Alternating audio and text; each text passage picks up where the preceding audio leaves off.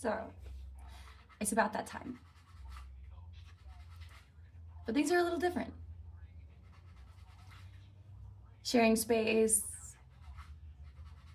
time as it passes, things that happen to us. There are things that we experience as change. And those things that change can seem permanent. And one of our liberations, one of our freedoms is knowing the impermanence of those things, the temporary nature of those things. And to not identify with what changes, but rather be consciously aware of what is permanent, what is eternal, what is unchanging, what is constant, whatever word you like to use. In the Bible, it states, I think it's in Psalms, Proverbs, that Jesus Christ is the same today, yesterday, and forever. That's talking about consistency. And so we might experience change as a good or a bad thing, but if we don't identify with the change and we see it for what it is consciously, are aware of it consciously, we can begin to connect with the universal nature of reality, the universal consciousness, the oneness. So why are you bringing that up, Camila? Well, because you guys know, if you've been following me, that over the last few years, I have been building an international platform called EarthThreads International. And ever since I was a very small kid, I noticed that I had the ability to speak about things in terms of the mind, in terms of the spirit, in terms of nature, very lucidly. And I didn't take that for granted. I saw it as a gift. Really, a gift given to me by the Tibetan monks. But at the same time, I saw it as the possibility for error.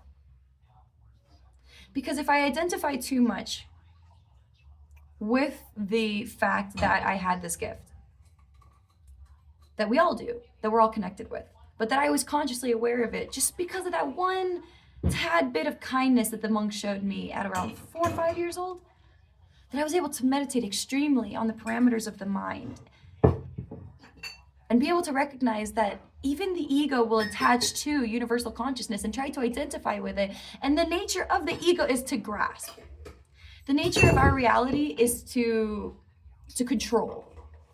And I didn't want to control this because I saw that the farther I went trying to grasp onto it, the further away it came away from me.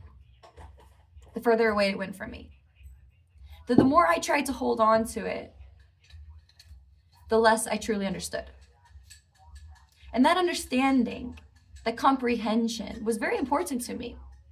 So in the very same way that a child looks at its studies and says innocently, I don't know what this is and I would like to know more, and takes on the journey of learning, I too took on the journey of learning about consciousness. And it was exciting. It was an exciting time in the early 2000s because a lot of people were still looking at it like woo-woo, kind of hippy-dippy stuff. There were a lot of controversial apprehensions against yoga and meditation and Buddhism.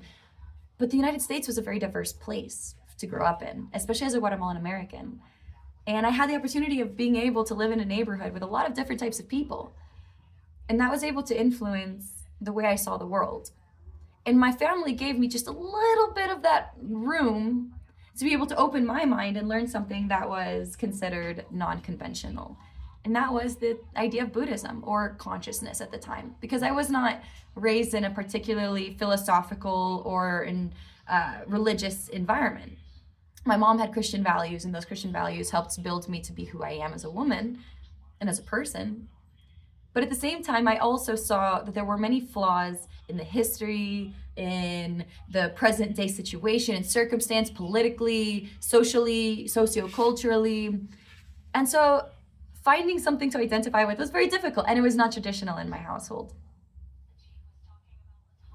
But I became aware of the mind, began studying lucid dreaming, binaural beats, meditation, deep trance-like meditations before sleep, trying to break free from the mind, trying to see how far I could go from the mind.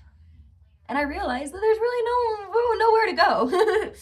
There was nowhere to go. As soon as I reached that parameter of my mind, there was nowhere to go. And I realized that's the great secret. And if I could just situate myself in that and not look for anything else, I would be able to one day verbalize what it was that I understood of the world. And every now and then I would play this game in my mind, like a little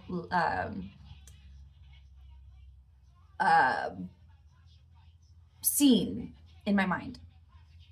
That one day I'm entering into the gates of heaven and I'm facing God. Angel Gabriel sitting there and he's holding his scroll. And he's asking me, what did you see? What did you hear? And for me, to be honest, to be able to convey what it is that I've witnessed in a testimony to God, I would have to be pure. I would have to, not pure in the sense of never make mistakes, whatever, like we believe that Jesus Christ was. I would have to be pure consciously in that I never forgot what the point of this life was, what the mission of this life was. And to be able to speak on these things in a clear way, describing them in a clear way. Well, you know, Lord, when I was down there on earth, I grew up in the South, and I grew up where racism was a subconscious and subliminal thing that we were all going through, and there was a lot of animosity, and I just had to find my way of understanding love and compassion and forgiveness, and to see the sameness and equality in all beings. That's what I would tell God. I would say, God, I don't know really what was going on before then, other than what I learned in history, but I know how it impacted us as a young generation, and I know how it impacted us as we got older and the political scene started changing.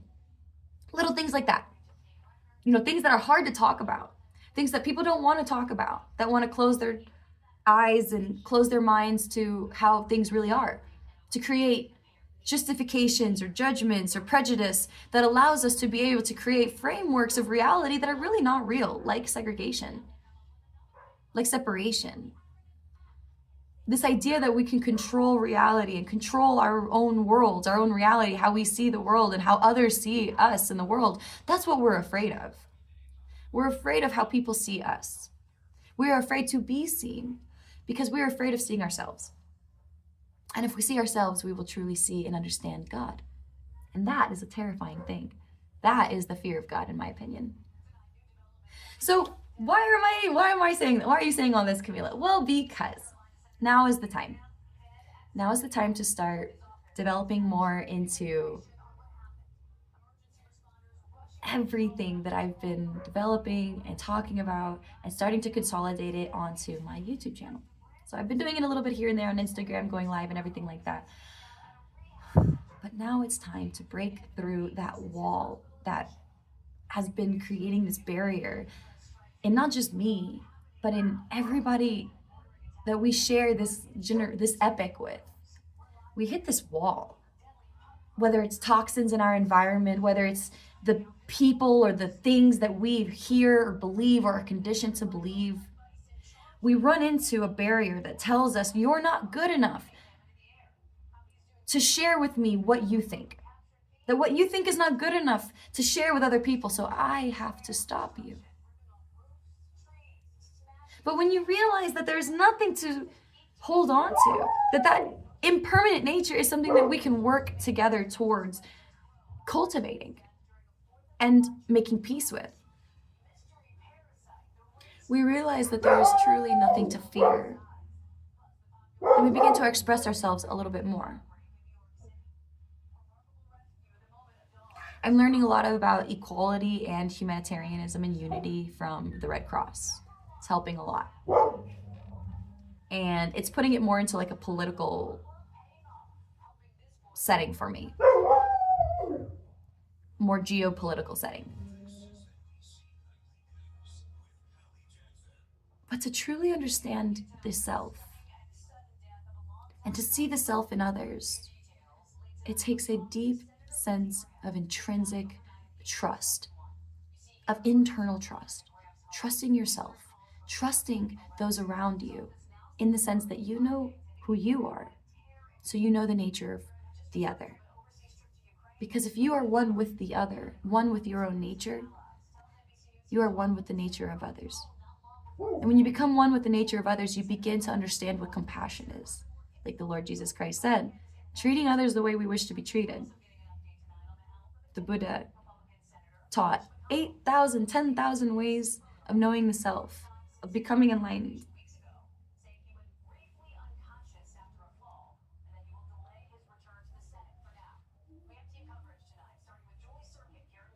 And the root of all of that is compassion. The root of knowing the self is compassion. And not just compassion for others, but compassion for the self as well.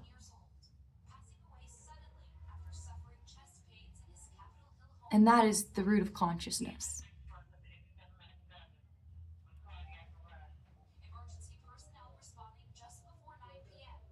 So, we're going to start doing this pretty regularly. Sitting down, talking, getting it all on record. And trying to do that without worrying about being perfect, worrying about what other people are going to think. Sorry, I can see it in my face. I'm in a room full of cigarette smoke right now because my partner smokes, and I can just see it on my face. It just stresses my body out so much. But whatever. You see, that's another really good example of how toxins in our environment, even if the person itself is someone that you love, that those things exist around you, so that even if love is at the center of everything, we have to be able to come to find peace with those things around us that feel like they're obstacles. And that those things within us that make us feel like that we're not truly at the center of who we are. So one of the things that I realized when I was getting older, I was about 4 or 5 years old, and I started learning how to speak in conversation. And it was my facial expressions. It was that people read my facial expressions, and that conveys a message. But what was very important to me was conveying the message in my heart unadulterated, which meant that my mind had to be clear. I had to be at peace. And one of the ways that I found peace was knowing that the body is impermanent. That one day I'd get older, that I wouldn't look like the same pretty little girl that I was, that everyone was talking to, and that people would change as I began to change. The way I was treated would begin to change. And yes, there are all those stereotypes and things that we run into that we're afraid of. Men, how they're treated by their children about other women.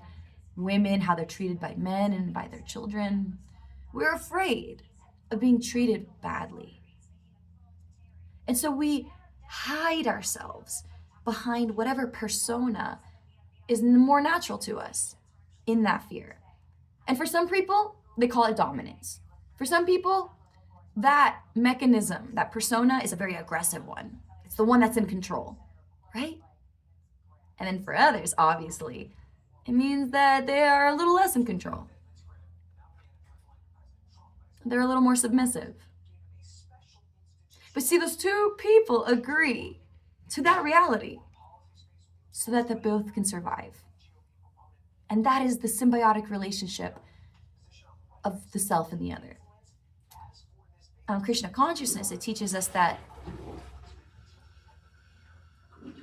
we're part and parcel of the Lord, and that Ishvara Parama Krishna Satchit Ananda Vigraha, that the Lord is the source of all things, and that He is the controller of all things.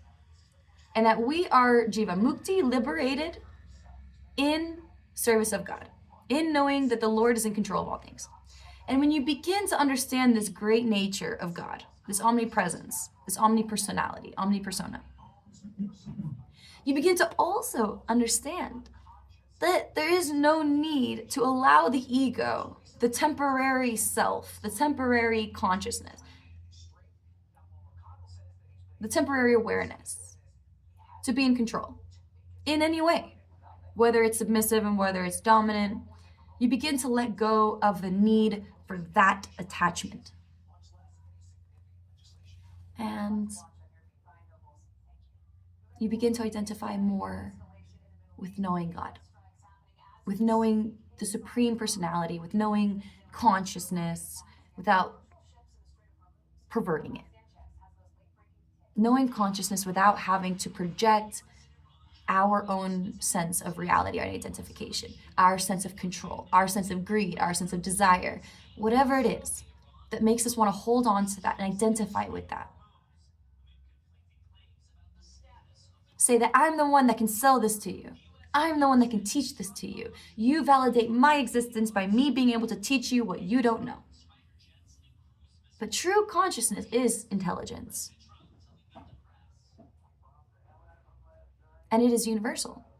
Universal meaning connected, meaning that every cell of every being, of every atomic creation in our universe is connected to that source of consciousness. Whether it was born, whether it's unborn, whether it's passed on into the next life, it is that consciousness. Tat Svaha, as they say. You are that. Tat Svaha. Now, the only thing that someone could really teach you, I guess, in this term would be Sanskrit. Tat Svaha, Soham. It is what it is. That is it. Soham. Tat Svaha. You are that. Soham. As it is. Very, very simple. So it is. And these are just words, languages, philosophies, ideas that over centuries, over millennia, humanity has come to understand. Whether it's from a mythological standpoint, whether it's from a societal standpoint, political standpoint, national. We come to the understanding that we're all connected through a universal consciousness, and that universal consciousness does indeed have a personality, something that we can speak to, something that we can understand. And as we begin to understand this relationship that we have with the divine, eternal consciousness, we begin to see it in ourselves. And as you know, the way we see ourselves is the way we see the world. So, it's just a little bit, just touching base a little bit, just touching base. But that is the root of the base of what I believe. Service to me means a lot of things. Devotion means a lot of things. But first and foremost, surrendering myself to the eternal nature of consciousness and radically accepting the truth of my own impermanence. That has been my liberation. That has been my enlightenment. Leaving this world, leaving this body, and knowing that consciousness is eternal and that death is an illusion, and so is birth. That the cycle of birth and death is an illusion. And that yoga is our way of connecting, is the human science of connecting the consciousness to that material existence. Aligning our consciousness, our divine soul, with the supreme soul and with the soul in all things.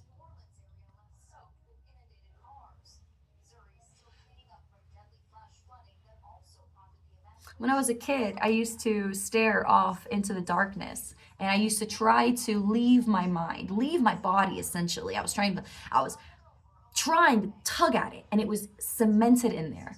Could not do it. I could not do it. And then I started to study about psychedelics. I was about 10 years old, and my dad brings in this Time magazine. You know, he's super pissed off. It's around the time that you have the Dodd-Frank Act going on, and you got the bailouts happening, and there's all this political stuff going on, so we're all distracted, and we're going to rallies and stuff. But then my dad had this little sliver of interest in things that were esoteric.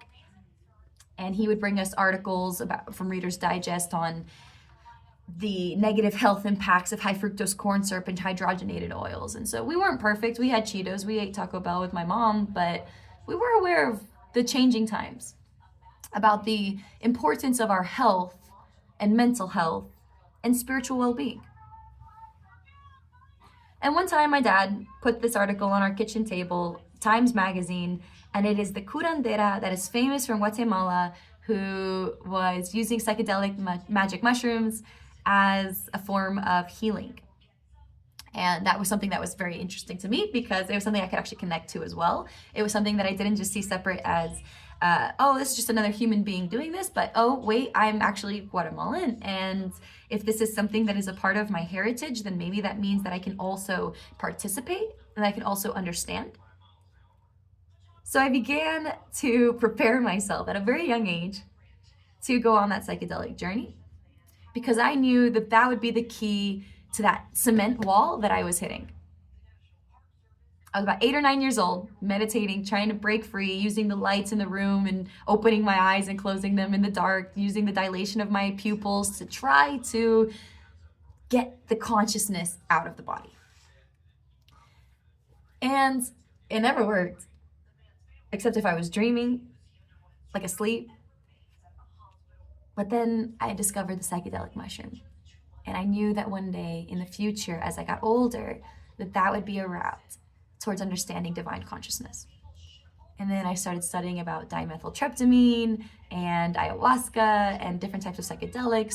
And then my partner passed away. So these doors just kept opening for me to be able to connect with this universal consciousness, this other side. And it wasn't just through dreams, the way my mom had a gift and affinity for. I began to integrate what I was learning from sleep, from dreaming, from meditation, from trance-like states into my waking world. There's a book called The Way of the Shaman by Michael Schaefer or something like this. Michael Williams, Michael Wallace, I'm forgetting his last name, Michael something. And he talks about the shamanic state of consciousness. And I began to have this theory that it was possible to stay and remain in a shamanic state of consciousness, similar to being neurodivergent, but really rooting myself in my own sense of individuality while still maintaining the awareness and understanding of my connection with everything and everyone. So knowing that when I listened to someone, that when I heard someone speak, I was not afraid of what they said, even if I disagreed with it, even if I was told by others that it was something that I should not hear, because I was not afraid of losing myself. Knowing that the self was eternal, that the self was impermanent, I was able to put myself into a position where I could listen to someone else. No matter how offensive, no matter how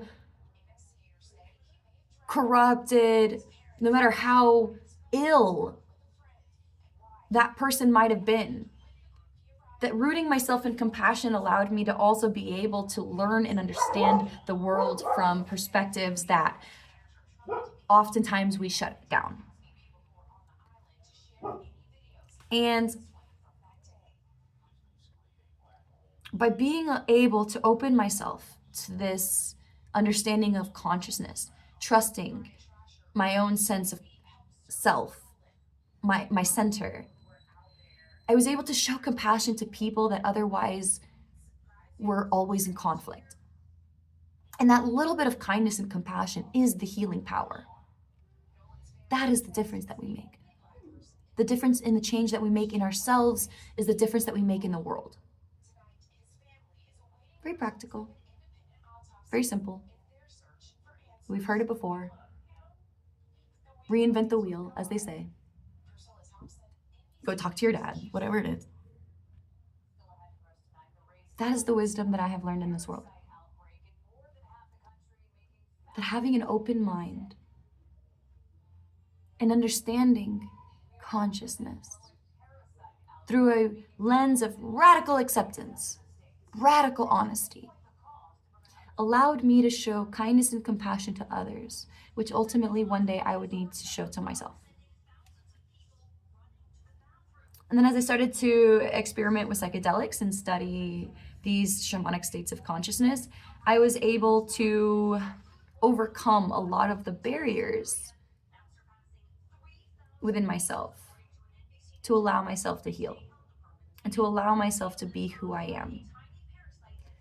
Honestly, so that I could be the kind of person that other people could be themselves around. And if you don't remember, isn't that the goal of everything? Isn't that the whole point of everything? Isn't that what we wanted when we were kids? To look at somebody and to be able to feel like we could be ourselves, to laugh and joy and be happy. And when we found that special person, we loved them. They were our jungle gym. And then we got older. Some of us decided that we were going to be those people. Some of us decided that we want those people in our lives. We're going to be the people that look for those people. But the one thing I ask is never to lose hope. That maybe those good times seem really far behind you. Or maybe they seem really, really far ahead of you. Or maybe you're in the middle of them right now and you don't know how to handle that. I would say that gratitude and thankfulness will get you through anything. It is the first step. I've had the worst happen to me, and still I would look at God and say, thank you, universe, thank you. Thank you for aligning everything in my favor. Even if I don't like it now, even if I feel like I'm losing everything now, thank you. Because I know that even if I don't understand now, I will understand one day if I just keep asking the right questions. If I keep going into the world with my open mind, my open heart, and my open eyes. And that I will understand why I am suffering. What is the true cause of my suffering, as the Buddha says.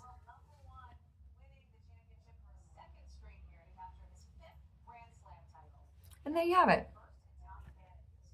Touching base a little bit. We're going to start doing this pretty regularly, where I start talking about the conscious journey that I'm on and how it came to be.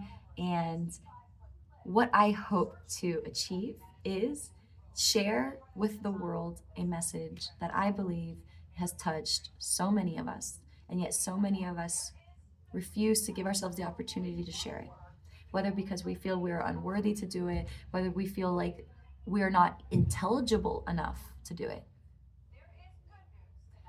I am the kind of person that wants to prove that the impossible is possible.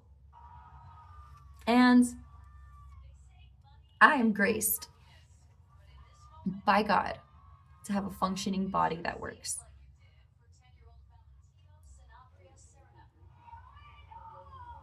But for those who have found themselves suffering from this material world, that we all suffer, this existence of life and death and life and death,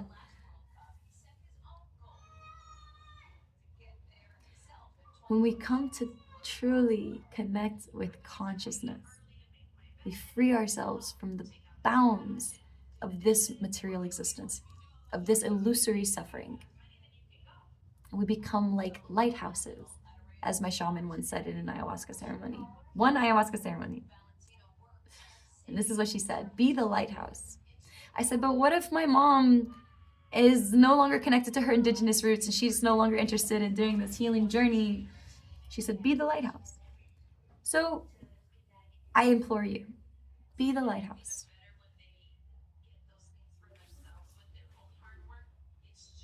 And when the consciousness within you illuminates and lights up because of the smile of a kind person, whether it's a Tibetan monk, whether it's a refugee, a homeless man, whether if it's your mother, your father, your friend, your partner, your own baby, when you see that light, and you see that light within yourself, and it lights up and it sparkles, let it shine. There's a word for it, isn't it? They call it kumbaya. Let it shine. And be the lighthouse for somebody else. Be the light for somebody else. So yeah, that is the whole scope so far of what I've got for you. It's been 30 minutes, and that's not even it. That's not even the basis of it, but we're gonna get there together. And I'm gonna continue meditating. And I don't write, I don't prepare for these, but I do know that when I meditate, it helps me to be able to formulate all of these thoughts and continue working to channel divine consciousness in an unadulterated and uncorrected manner, so that I can help facilitate in this world the ushering of the conscious awakening that we're experiencing.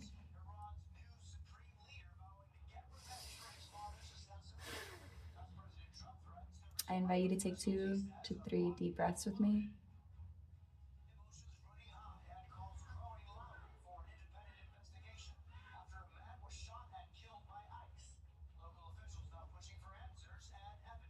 No matter where you are in the world, rooting yourself down into the earth